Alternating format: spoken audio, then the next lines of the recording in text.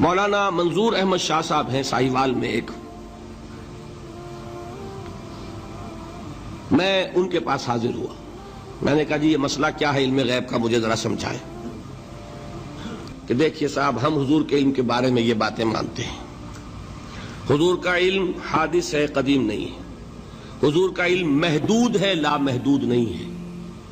حضور کا علم عطا کردہ ہے، ذاتی نہیں ہے.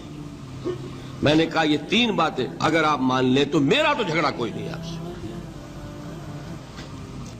ان تینوں چیزوں کے بعد کوئی بڑے سے بڑا وہابی اور بڑے سے بڑا اہل حدیث بھی انکار نہیں کرتا. جب قرآن میں کہا جاتا عالم الغیب والشہادہ، اللہ غیب اور جو ظاہر ہے یا موجود ہے سب کا جاننے والا ہے، تو مجھے بتائیے اللہ کے لیے کوئی غیب ہے؟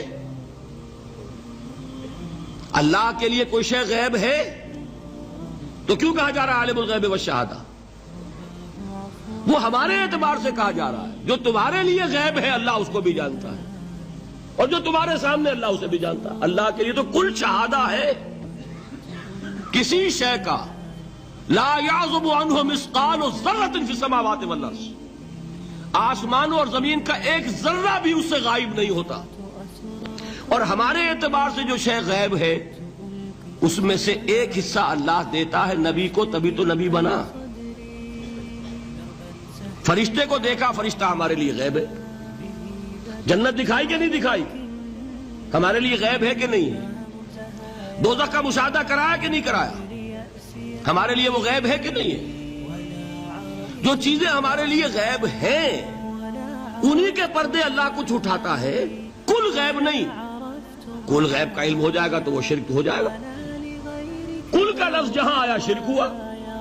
جب آپ کہہ رہے ہیں محدود ہے، لا محدود نہیں ہے، تو کل کا لفظ استعمال نہیں کر سکتے. لیکن غیب میں سے کچھ علم دیا گیا تبھی تو نبی بنا، ورنہ میرے اور نبی میں فرق کیا ہوا پھر؟ البتہ یہ کہ وہ غیب کا علم ہو یا حاضر کا علم ہو. آیت الکرسی کے الفاظ نوٹ کیجئے، یعلم ما فی السماوات و ما فی الارض. وہ جانتا ہے ولا یحیطون بشیء من علمہ الا بما شاء. مخلوق میں سے کوئی بھی اس کے علم میں سے احاطہ نہیں کر سکتا مگر جتنا وہ چاہے. اب یہ بات علیحدہ ہے کہ ہم کون ہے طے کرنے والے کہ ناپیں بیٹھ کر کہ اللہ نے ابراہیم کو کتنا علم دیا. ہم ناپ سکتے ہیں؟ بات ختم. کل نہیں کہیں گے. کل کہا شرک ہو جائے گا، ذاتی کہا شرک ہو جائے گا. عطائی ہے، جو دیا اللہ نے دیا، اور کل نہیں دیا، جتنا چاہا دیا. ہے حادث، قدیم نہیں. تینوں چیزوں مان لیجئے تو شرک کا کوئی شائبہ نہیں ہوگا. باقی جہاں ایک طرف قرآن میں وہ آیات ہیں کہ اللہ کے غیب کو کوئی نہیں جانتا، ٹھیک، وہاں یہ بھی ہے کہ لا یظہر غیبہ، لا یظہر علی غیبہ الا من ارتضی بالرسول. وہ اپنے غیب پر قابو نہیں دیتا مگر اپنے رسول میں سے جس کو چاہے. اسی لیے در حقیقت جو غیب کی نفی کرتے ہیں حضور سے، وہ کہتے ہیں کہ از خود معلوم ہونے والی شے غیب ہے. ہم کہتے ہیں از خود تو کوئی بھی شے کسی کو معلوم نہیں. ہمیں حاضر کا علم بھی اللہ ہی دیتا ہے تو ہوتا ہے.